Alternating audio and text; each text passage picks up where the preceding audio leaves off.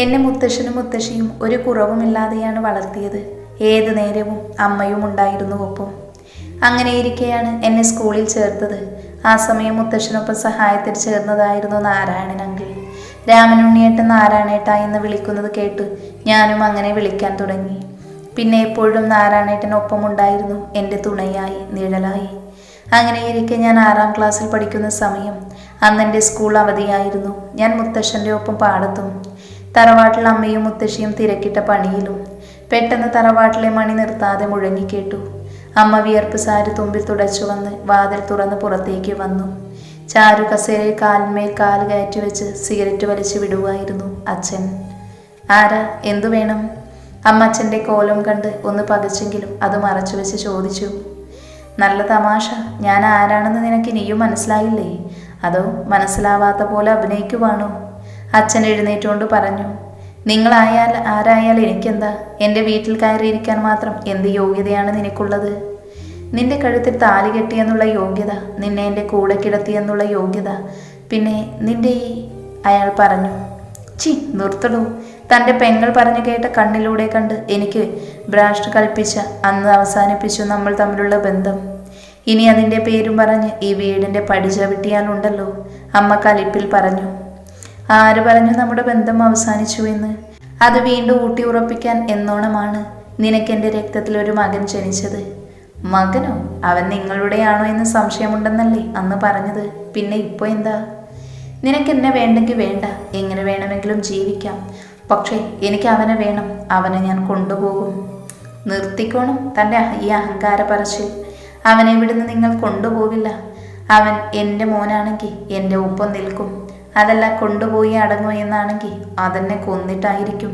അമ്മയുടെ വാക്കുകൾ ഉറച്ചതായിരുന്നു. എന്നാൽ പിന്നെ നിന്നെ കൊന്നിട്ട് കൊണ്ടുപോയിക്കോളാം. അച്ഛൻ ദേഷ്യത്തിൽ അമ്മയുടെ മുടിക്ക് കുത്തിപ്പിടിച്ച് ഭിത്തിയിലിടിച്ചു. അമ്മ അലറിക്കൊണ്ട് നിലത്തേക്ക് വീണു. അമ്മയുടെ വിളി കേട്ട് മുത്തശ്ശി ഓടി വന്നു. അയ്യോ എൻ്റെ മോളെ! മുത്തശ്ശി ഓടിപ്പോയി അമ്മയെ പിടിച്ചു. മാറി നിൽക്ക് തള്ളേ, ഇല്ലെങ്കിൽ മോൾക്ക് കിട്ടേണ്ടത് അമ്മയ്ക്കും കിട്ടും, അയാൾ ദേഷ്യത്തിൽ പറഞ്ഞു. അപ്പോഴേക്കും അമ്മയുടെ തല പൊട്ടി ചോര ഒലിച്ചിരുന്നു. എൻ്റെ കുഞ്ഞിനൊന്നും ചെയ്യല്ലേ. അമ്മയെ വടി കൊണ്ടടിക്കാനോങ്ങി അച്ഛൻ്റെ കാലിൽ പിടിച്ചുകൊണ്ട് മുത്തശ്ശി യാചിച്ചു. നിങ്ങളോടല്ലേ മാറാൻ പറഞ്ഞത്? മുത്തശ്ശിയെ ചവിട്ടി തള്ളിക്കൊണ്ട് അച്ഛൻ അലറി. മുത്തശ്ശിയും ഭിത്തിയിലിടിച്ചു നിന്നു. മുത്തശ്ശിക്കായിടയിൽ ബോധം നഷ്ടപ്പെട്ടിരുന്നു. അവരുടെ അടുത്തേക്ക് നീങ്ങിപ്പോകാൻ ഒരുങ്ങിയതും അച്ഛൻ അമ്മയുടെ വയറ്റിൽ ആഞ്ഞു ചവിട്ടി. ഒരലർച്ചയോടെ അമ്മ അവിടെ തന്നെ ഊർന്നിരുന്നു പോയി. അല്പസമയത്തിനു ശേഷം അമ്മയുടെ കാലുകൾക്കിടയിലൂടെ രക്തം ഒഴുകാൻ തുടങ്ങി. ആ നേരത്താണ് ശിവൻ മുത്തശ്ശൻ പറഞ്ഞു വിട്ടതിനനുസരിച്ച് വീട്ടിലേക്ക് വന്നത്. മുത്തശ്ശൻ അത്യാവശ്യമായി കവല വരെ പോകേണ്ടി വന്നു. അവനൊപ്പം ചെല്ലാൻ വാശി പിടിച്ചെങ്കിലും അമ്മയും മുത്തശ്ശിയും തനിച്ചല്ലേ എന്ന് പറഞ്ഞ് മുത്തശ്ശൻ അവനെ പറഞ്ഞയച്ചു. ഉറക്കെ വിളിച്ചുകൊണ്ട് അവൻ തറവാടിൻ്റെ പടികൾ ഓടിക്കയറി. ഉമ്മറത്തെ ചാരു കസേരയിൽ പരിചയമില്ലാത്ത ആളെ കണ്ടതും അവൻ നെറ്റി ചുളിച്ച് അകത്തേക്ക് കയറി. ആരാ? അവൻ ചോദിച്ചു. നിന്റെ തന്ത ശങ്കരൻ, അയാൾ ഗാംഭീര്യത്തോടെ പറഞ്ഞു. എൻ്റെ തന്ത ചത്തു, താനേതാടൂ? അവനും വിട്ടുകൊടുത്തില്ല. അതേടാ, ഞാൻ പറഞ്ഞത് നിന്റെ തന്തയാണ് ഞാൻ, ശങ്കർ, അയാൾ എഴുന്നേറ്റുകൊണ്ട് പറഞ്ഞു. അമ്മ, മുത്തശ്ശി, അവൻ അലറി വിളിച്ചു. അലറണ്ട, നിന്റെ തള്ള ചത്തു. നീ വേഗം റെഡിയാവ്, നമുക്ക് പോവാം. അവൻ്റെ കയ്യിൽ പിടുത്തമിട്ടുകൊണ്ട് അയാൾ പറഞ്ഞു. എങ്ങോട്ട്? കൈവിട്. അവൻ ദേഷ്യത്തിൽ അയാളുടെ കൈ തട്ടി എറിഞ്ഞുകൊണ്ട് അകത്തേക്ക് കയറി. അവിടെ കണ്ട കാഴ്ചയിൽ സ്തംഭിച്ചു നിന്നു. അമ്മ! അലറിക്കൊണ്ട് അവൻ ശോഭയുടെ അടുത്തേക്ക് ഓടി. ചോരയിൽ കുളിച്ച് ബോധമില്ലാതെ കിടക്കുവായിരുന്നു അവൾ. മുത്തശ്ശിയെ അവിടെ എങ്ങും കാണാനില്ല അവൻ അവിടെയെല്ലാം അവരെ തിരഞ്ഞെങ്കിലും നിരാശയായിരുന്നു ഫലം. അമ്മേ, എഴുന്നേൽക്കമ്മേ, എന്നെ വിട്ടിട്ട് പോവല്ലേ. പെട്ടെന്ന് ഓർത്ത പോലെ അവൻ പുറത്തേക്കോടി. നാരായണേട്ടാ! അയാളുടെ വീടിൻ്റെ മുന്നിൽ വന്നു നിന്ന് അവൻ ഉറക്കെ വിളിച്ചു. എന്താ മോനെ, എന്തിനാ നീ കരയണേ? അവൻ്റെ വിളി കേട്ട് ധൃതിയിൽ പുറത്തേക്ക് വന്നുകൊണ്ട് അയാൾ ചോദിച്ചു. ഒന്ന് വരൂ, എൻ്റെ അമ്മ അവിടെ. അയാൾ എൻ്റെ അമ്മയെ, വേഗം വരൂ. അവൻ പറഞ്ഞതൊന്നും മനസ്സിലായില്ല എങ്കിലും മറ്റൊന്നും നോക്കാതെ അയാൾ അവൻ്റെ ഒപ്പം ചാടി പുറപ്പെട്ടു. അവിടെ ചെന്നതും ചാരു കസേരയിലിരുന്ന് സിഗരറ്റ് കത്തിക്കുന്ന ശങ്കരനെയാണ് അയാൾ കണ്ടത്. ശിവനൊരു പുച്ഛത്തോടെ അയാളെ നോക്കി മുഖം തിരിച്ചുകൊണ്ട് അകത്തേക്ക് ഓടിക്കയറി. ഒപ്പം കയറാൻ നിന്ന നാരായണനെ അയാൾ തടഞ്ഞു നിർത്തി. നാരായണ, എങ്ങോട്ടാ? വഴിയിൽ നിന്ന് മാറു ശങ്കര. മാറിയില്ലെങ്കിൽ താൻ എന്തു ചെയ്യുമിടൂ? അയാളോട് തട്ടിക്കയറി ശങ്കരൻ. മാറി നിൽക്കണോ അങ്ങോട്ട്? അയാൾ ദേഷ്യത്തിൽ ശങ്കരനെ പിടിച്ചു തള്ളി അകത്തേക്ക് പോയി. ശോഭയെ കണ്ടൊരു നിമിഷം സ്തംഭിച്ചെങ്കിലും അയാൾ അടുത്ത നിമിഷം തന്നെ അവളെ കോരിയെടുത്തുകൊണ്ട് ഓടി. പുറത്ത് കിടന്ന മുത്തശ്ശന്റെ കാറിൽ കിടത്തി ഒപ്പം ശിവനും കയറി വണ്ടി മുന്നോട്ടെടുത്തു പോയി. ഹോസ്പിറ്റലിൽ എത്തിച്ചെങ്കിലും ശോഭ മരിച്ചിരുന്നു. അവിടെ വെച്ച് തന്നെ മനസ്സിലായിരുന്നു അയാൾ എൻ്റെ അച്ഛൻ എന്ന് പറയുന്നവർ തന്നെയാണ് എൻ്റെ അമ്മയെ എനിക്ക് നഷ്ടപ്പെടുത്തിയതെന്ന്. തിരികെ വീട്ടിലെത്തിയെങ്കിലും മുത്തശ്ശനെയോ മുത്തശ്ശിയോ അവിടെ കണ്ടില്ല. കവലയിലേക്ക് പോയ മുത്തശ്ശനെയും തറവാട്ടിലുണ്ടായിരുന്ന മുത്തശ്ശിയും കാണാനില്ലായിരുന്നു എന്ന വാർത്തയാണ് പിന്നീട് എന്നെ തേടിയെത്തിയത്.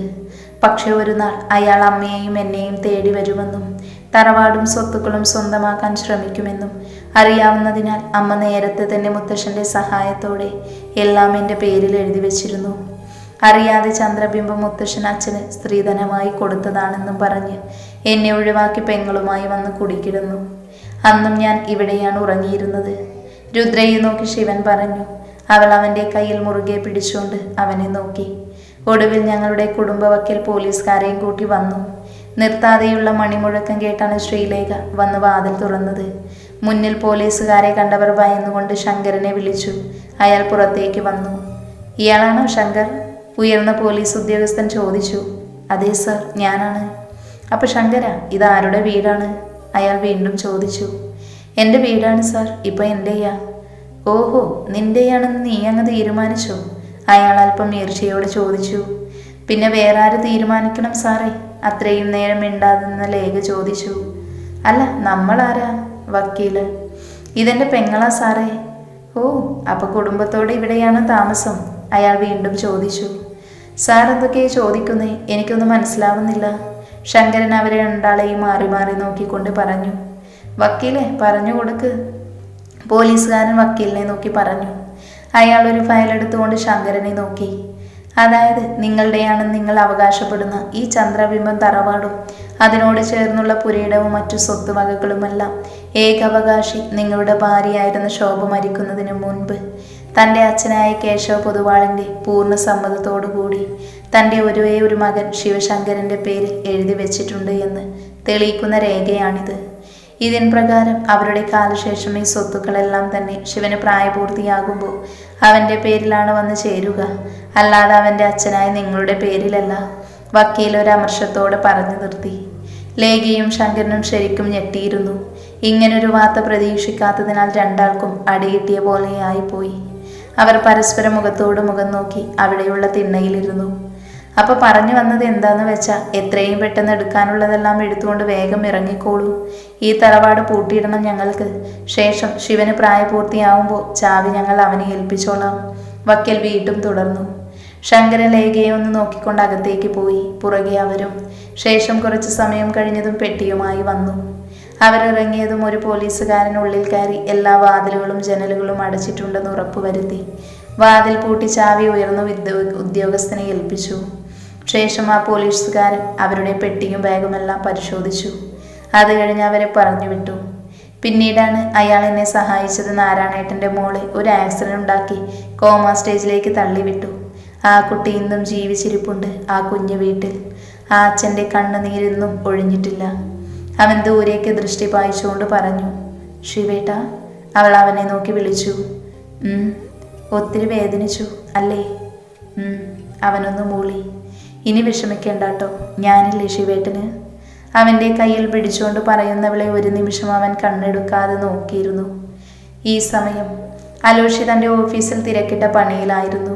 അവൻ ഏതോ ഫയൽ നോക്കുമായിരുന്നു. പെട്ടെന്ന് അവൻ്റെ ക്യാബിന് മുന്നിൽ ആരോ തട്ടി. Yes, coming. അവൻ ഫയലിൽ നിന്നും കണ്ണെടുക്കാതെ പറഞ്ഞു. പുറത്തുനിന്ന് ഇയാൾ അകത്തേക്ക് കയറി വന്നു. Sit, how can I help? അതും പറഞ്ഞ് നേരെ നോക്കിയതും അവനെ തന്നെ നോക്കി ചെയറിലിരിക്കുന്ന ആളെ കണ്ട് അത്ഭുതപ്പെട്ടു. നീ എന്താടി ഇവിടെ? ഇച്ചായനെ കാണാൻ തോന്നി വന്നു. കല്ലു ഒരു കൂസലുമില്ലാതെ പറഞ്ഞു. ഓഹോ, അപ്പം ഇന്ന് നിന്റെ വല്യേട്ടൻ വന്ന് എന്തു ചെയ്യും? അവൻ അവളെ കളിയാക്കിക്കൊണ്ട് ചോദിച്ചു. വല്യേട്ടൻ വന്നാൽ പറയും ഇതെൻ്റെ ഇച്ചായനാണ്, ഞങ്ങൾ തമ്മിൽ ഇഷ്ടത്തിലാണ്, ഞാൻ കല്യാണം കഴിക്കാൻ ആഗ്രഹിക്കുന്ന ആളാണ്, ഏട്ടൻ എന്നെ അടിച്ചാലും കൊന്നാലും ഞാൻ പിന്മാറില്ല, പോരെ? അവനെ നോക്കി കണ്ണിറുക്കിക്കൊണ്ട് അവൾ പറഞ്ഞു. മതി എന്നതോ ആയിരിക്കുന്ന ആളോട് നേരിട്ട് പറഞ്ഞു. അവൻ ഗൗരവത്തോടെ അവൻ്റെ ക്യാബിന് പുറത്തിടെ ആരോടോ ഫോണിൽ സംസാരിക്കുന്ന കൈലാസിനെ നോക്കി പറഞ്ഞു. അവൻ പറഞ്ഞതും അവൾ തിരിഞ്ഞു നോക്കി. എൻ്റെ ദേവിയെ, ഈ സാധനം എപ്പോൾ വന്നു? അല്ല, ഇതെന്താ ഇവിടെ? അവൾ പയ്യെ തല താഴ്ത്തിക്കൊണ്ട് താഴ്ന്ന ശബ്ദത്തിൽ ചോദിച്ചു. ബാങ്കല്ലേ, പലരും വരും. ഇച്ചായ എന്നെ കണ്ടു കാണൂ? അവൾ പേടിയോട് ചോദിച്ചു. പിന്നെ എപ്പോഴേ കണ്ടു കാണും. നീ ഇങ്ങോട്ട് കയറി വരുമ്പോൾ അവിടെ ഇരിപ്പുണ്ടായിരുന്നു. എൻ്റെ ദൈവമേ! അവളുടെ പേടിയും പരിഭ്രമവും കണ്ട് അവന് ചിരിങ്ങെത്തി. എന്താടാ കാലം കിണിക്കുന്നേ? അവൾ അവനെ കൂർപ്പിച്ചു നോക്കിക്കൊണ്ട് ചോദിച്ചു. അല്ലടി, നീ കുറച്ചു മുന്നേ നിന്റെ ഏട്ടനെ കണ്ട പറയാൻ കുറച്ച് ഡയലോഗ് കണ്ടുവച്ചിരുന്നില്ലേ? അതോർത്ത് ചിരിച്ചതാ. പൊട്ടി, നിന്നെ കാണാൻ വന്ന എന്നെ പറഞ്ഞാൽ മതി. കോപ്പ്, ഇനി എങ്ങനെ ആ മറുത കാണാതെ രക്ഷപ്പെടുമോ എന്തോ? അവൾ ആകെ ചീട്ട് കീറിയ അവസ്ഥയിലിരുന്നപ്പോൾ അലോഷി അവളുടെ കോപ്പറായും കണ്ട് ചിരി കടിച്ചു പിടിച്ചിരിക്കുകയായിരുന്നു. ഇച്ചായ, എന്തെങ്കിലും ഒരു വഴി പറഞ്ഞു താടാ പ്ലീസ്. അവൾ അവനെ നോക്കി കെഞ്ചി. എന്ത് തരും? അവൻ അവളെ നോക്കി ചോദിച്ചു. എന്തും. കാര്യം നേടാനേ കഴുതകാലം പിടിക്കണമല്ലോ. എന്നൊരു ഉമ്മതാടി. അവൻ അവളെ നോക്കി കണ്ണിറുക്കിക്കൊണ്ട് പറഞ്ഞു. അയ്യടാ, ആദ്യം വാക്ക് പാലിക്ക്, അപ്പം ആലോചിക്കാം. ആലോചിക്കാന്നോ? നീ പോ പെണ്ണേ, എനിക്ക് വേറെ പണിയുണ്ട്. ഇച്ചായ, സമ്മതിച്ചു, തരാം. ആദ്യം ഒരു വഴി പറഞ്ഞതാ. അവൾ അവൻ്റെ കൈ പിടിച്ചുകൊണ്ട് പറഞ്ഞു. ആ, അങ്ങനെ വഴിക്ക് വാ. അവൻ ഫോണെടുത്ത് ആർക്കോ ഡയൽ ചെയ്തുകൊണ്ട് പറഞ്ഞു. അവളൊന്ന് ഇളിച്ച് കാണിച്ചു. Hello. Yeah, mister Kailas Raghav. കിരണിൻ്റെ ക്യാബിലേക്ക് ഇരുത്തിക്കോളൂ. Within 10 minutes he will come. Okay. അവൻ ഫോൺ വെച്ച് കല്യാണിയെ നോക്കി. അവൾ വായും പൊളിച്ച് അവനെ നോക്കിയിരിക്കുമായിരുന്നു. അവൻ വിളിച്ചു പറഞ്ഞതനുസരിച്ച് അസച്ചന് വന്ന് കൈലാസിനെ വിളിച്ചുകൊണ്ട് പോയി. ഡി. അവൻ വിളിച്ചിട്ടും അവൻ തന്നെ വായും പൊളിച്ചിരുന്നു. ഡി കല്ലു. അവൻ ചെയറിൽ നിന്നും എഴുന്നേറ്റ് അവളുടെ അടുത്ത് നിന്ന് ഉറക്കെ വിളിച്ചു. അയ്യോ! അവൾ ഞെട്ടി അവനെ നോക്കി. എന്തു വൈച്ചായ? പിന്നെ നീ എന്താ പെണ്ണെ പന്തം കണ്ട പെരിച്ചാഴിയെ പോലെ ഇരിക്കണേ? അവൻ കളിയാക്കി ചോദിച്ചു. അത് പിന്നെ ഞാൻ ഇച്ചായൻ്റെ ആ സ്റ്റൈല് നോക്കുമായിരുന്നു. അവൾ കണ്ണ് ചിമ്മിക്കൊണ്ട് പറഞ്ഞു. ഓ, മതിയടി പതപ്പിച്ചത്. ഞാൻ വാക്ക് പാലിച്ചു. ഇനി തരാന്ന് പറഞ്ഞത് താ. അവൻ അവളുടെ അടുത്തേക്ക് മുഖം താഴ്ത്തിക്കൊണ്ട് പറഞ്ഞു. എന്തു തരാന്ന്? ആര് പറഞ്ഞു? അവൾ കൈമലർത്തിക്കൊണ്ട് ചോദിച്ചു. നീയൊക്കെ പണ്ട് ഉടായിപ്പോ. അവൻ തിരിഞ്ഞു പോകാൻ നിന്നതും അവൾ അവൻ്റെ കയ്യിൽ പിടുത്തമിട്ടു. ഹാ, പിണങ്ങല്ലേ ഇച്ചായ, പൊടിപ്പുല്ലേ? അവൻ അവളുടെ കൈ വിടുവിച്ചുകൊണ്ട് പറഞ്ഞു. അവൾ അവനെ തടഞ്ഞുകൊണ്ട് അവൻ്റെ മുന്നിൽ കയറി നിന്ന് അവൻ പരിഭവത്തോടെ മുഖം തിരിച്ചു. അവൾ ബലമായി അവൻ്റെ മുഖം പിടിച്ചു തിരിച്ചുകൊണ്ട് അവൻ്റെ ചുണ്ടിൽ ചുംബിച്ചു. അവനിൽ നിന്ന് വിട്ടുമാറാൻ തുടങ്ങിയതും അവനൊരു കള്ളച്ചിരിയോടെ അവളുടെ ഇടുപ്പിൽ ചുറ്റി അവനോട് ചേർത്തുകൊണ്ട് വിട്ടുമാറാൻ തുടങ്ങിയ അവളുടെ ചുണ്ടുകൾ കവർന്നെടുത്തു. അവൾ ഞെട്ടലോടെ അവൻ്റെ ഷർട്ടിൽ മുറുക്കെ പിടിച്ചു. പെട്ടെന്ന് ഡോറ് തുറന്നകത്തു കയറിയ സ്റ്റാഫ് കിളി പോയ പോലെ ഡോറടച്ച് പുറത്തേക്ക് ഓടി. അവൾക്ക് ശ്വാസം മുട്ടിയതും അവൾ അവനെ പിന്നോട്ട് തള്ളി. അവൻ അവളുടെ ചുണ്ടുകളെ സ്വതന്ത്രമാക്കിയെങ്കിലും അവളുടെ ഇടുപ്പിൽ തന്നെ ചുറ്റിപ്പിടിച്ചിരുന്നു. ഇച്ചായ, ഇത് ചീറ്റിംഗ് ആണേ? അവൻ്റെ നെഞ്ചിൽ കളിയായി തള്ളിക്കൊണ്ട് അവൾ പറഞ്ഞു. നിന്നോട് ഞാൻ മര്യാദയ്ക്ക് ചോദിച്ചപ്പോൾ നീ തന്നില്ലല്ലോ. ആ, അപ്പോൾ ഇങ്ങനെയൊക്കെ പറ്റുള്ളൂ. അവൻ അവളെ ഒന്നുകൂടെ ചേർത്ത് പിടിച്ചുകൊണ്ട് പറഞ്ഞു. അവൾ അവനെ നോക്കി ചുണ്ട് കോട്ടിയതും അവൻ അവളെ നെഞ്ചോട് ചേർത്ത് പുണർന്നു. അവളും ഒരു ചിരിയോടെ അവനെ ചുറ്റിപ്പിടിച്ചു. കുറച്ചു നേരത്തിനു ശേഷം ബോധം വന്നതും അവൻ അവളെ തന്നിൽ നിന്നും അടർത്തി മാറ്റി. ദേ പെണ്ണെ, മതി മതി, നീ പോവാൻ നോക്ക്. വെറുതെ മനുഷ്യൻ്റെ കൺട്രോൾ കളയാതെ. അവൻ ചെയറിൽ ഇരുന്നുകൊണ്ട് പറഞ്ഞു. ഓക്കെ, ഞാൻ പോകുക. ഇനി ഞാനായിട്ട് മോൻ്റെ കൺട്രോൾ കളഞ്ഞെന്ന് വേണ്ട. അവൾ അവനൊരു ഫ്ലൈങ് കിസ് കൊടുത്തുകൊണ്ട് ബാഗുമെടുത്ത് പുറത്തേക്ക് പോയി. പൊട്ടിപ്പെണ്ണ്. അവൻ അവൾ പോകുന്നത് നോക്കി ഒരു ചിരിയോടെ പറഞ്ഞു. ശേഷം തൻ്റെ ജോലിയിലേക്ക് തിരിഞ്ഞു. രാവിലെ തന്നെ നാരായണേട്ടൻ തറവാട് അടിച്ചു തൂത്ത് വൃത്തിയാക്കാൻ കുറച്ച് പണിക്കാരുമായി വന്നു.